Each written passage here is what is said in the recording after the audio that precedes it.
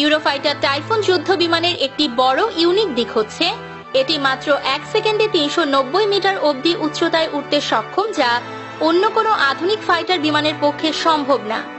অন্যদিকে এর আরো একটি বেসিক দিক হলো এটি 65,000 ফুট উঁচু থেকে যে কোনো অপারেশন করতে পারে, ফলে সাধারণত শক্তিশালী এয়ার ডিফেন্স সিস্টেমও একে শনাক্ত করতে হিমশিম খেতে হয়।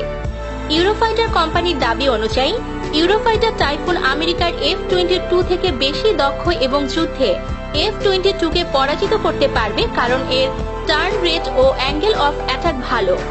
ইউরোফাইটার টাইফুন বিশ্বের অত্যাধুনিক ফাইটারগুলোর মধ্যে অন্যতম। এটি ইংল্যান্ড, জার্মানি, ইতালি ও স্পেনের একটি যৌথ প্রজেক্ট। বিশ্বের সবচেয়ে দামি ফাইটারগুলোর মধ্যেও এটিকে বিবেচনা করা হয়। ইউরোফাইটার টাইফুন একটি মাল্টি-রোল ফাইটার, তবে একে মূলত এয়ার টু এয়ার অ্যাটাকের জন্যই অপটিমাইজ করা হয়েছে, সাথে secondary air to ground attack ব্যবস্থা রাখা হয়েছে। ইউরোফাইটার প্রথম প্রোডাকশন মডেল আসে 2003 সালে এবং সেই থেকে ইংল্যান্ড, জার্মানি, ইতালি ও স্পেন এই 4 দেশের সার্ভিসেও আসা শুরু হয়। এর ডিজাইন মূলত করা হয়েছে একটি এয়ার সুপিরিয়র ফাইটার হিসেবে। ডাবল ইঞ্জিনের এই বিমানটির এয়ারফ্রেমে আছে 70% কার্বন ফাইবার ও 12% গ্লাস ফাইবার। এয়ারফ্রেমের লাইফ স্প্যান হচ্ছে 6000 ঘন্টা। খুবই উন্নত বিল্ড কোয়ালিটির এই ফ্রেম স্টিলথ না হলেও এর সামনের অংশের দুটি এয়ার ইনলেটকে আকারে বেশ বড় করা হয়েছে, যাতে সামনে থেকে ইঞ্জিন রাডারে ধরা না পড়ে। এটি রাডারের সবচেয়ে গুরুত্বপূর্ণ টার্গেট। এছাড়াও অন্যান্য টার্গেট যেমন ফিন, উইং, ক্যানার যাতে রাডার রশ্মি রিফ্লেক্ট করে তার ব্যবস্থা রয়েছে। ইউরোফাইটার টাইফুন ডেল্টা উইং ডিজাইনের। এটি 2 ইঞ্জিন বিশিষ্ট। পাইলটের control system voice throttle and stick system. এখানে ভয়েস কমান্ডের অপশন আছে, যার সাহায্যে অনেক সেকেন্ডারি কাজ ভয়েস কমান্ডের সাহায্যে করা। ইউরোফাইটারে রয়েছে ইউরোজেট 2000 ইঞ্জিন, যা একে সুপার ক্রুজ স্পিডে কোনো ধরনের হিটিং ইস্যু ছাড়া দীর্ঘক্ষণ ওড়াতে পারে। এছাড়া ইউরোজেট 2000 ইঞ্জিন 1000 ঘন্টা ফ্লাই করলেও এর কোনো মেইনটেনেন্স লাগে না, যা খুবই আশ্চর্যজনক। এমনকি 1400 ঘন্টা ফ্লাই করার পরেও এই ইঞ্জিন একদম নতুন ইঞ্জিনের মতো সার্ভিস দেয়।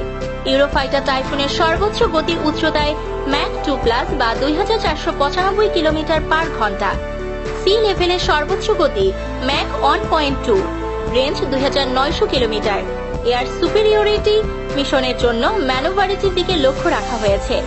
যদিও Su-35 বা 37 থেকে বেশি ম্যানুভারেল নয়, তবে বর্তমানের অন্য বেশিরভাগ ফাইটারের থেকে ম্যানুভারিটিতে দক্ষ।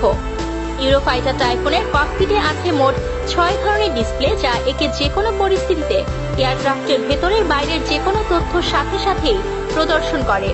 শুধু তাই না, টাইফুনের পাইলট চাইলেই হেলমেটের কাছেই বিমানের সমস্ত অস্ত্রের ডিটেইলস দেখতে পারবেন।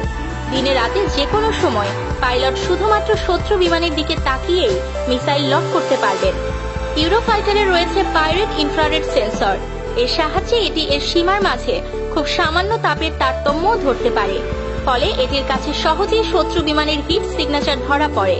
এটি একই সাথে 200টি টার্গেট ট্র্যাক করতে পারে এবং মূল রাডারের সাহায্য ছাড়াই চলতে পারে, অর্থাৎ রাডার অফ করেও প্রয়োজনে সার্চ করা সম্ভব। আবার টাইফুনের রাডার কিংবা AWACS এর রাডার থেকেও তথ্য নিয়ে ট্র্যাক করতে পারে। প্রধান রাডারের সাথে এর সমন্বয়ের মাঝে কোনো বিমান একবার ধরা পড়লে তার নিস্তার নেই। এই পাইরেট সেন্সরের পাশাপাশি মূল রাডার হিসেবে কাজ করে ক্যাপ্টার EAESA রাডার, যা অন্যান্য AESA রাডারের চেয়ে অনেক বেশি কার্যকারী।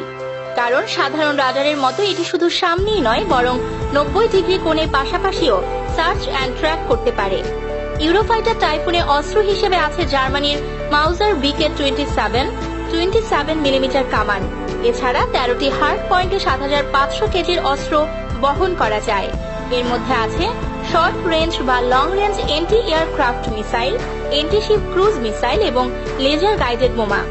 বাংলাদেশের MRC এর টেন্ডারের দিকে তাকালে দেখা যায় রিকোয়ারমেন্টে ছিল ফাইটার জেট অবশ্যই ডাবল ইঞ্জিন হতে হবে, ন্যূনতম 8টি হার্ড পয়েন্ট থাকতে হবে এবং জেটগুলোর সর্বনিম্ন রেঞ্জ হবে 2500 কিলোমিটার।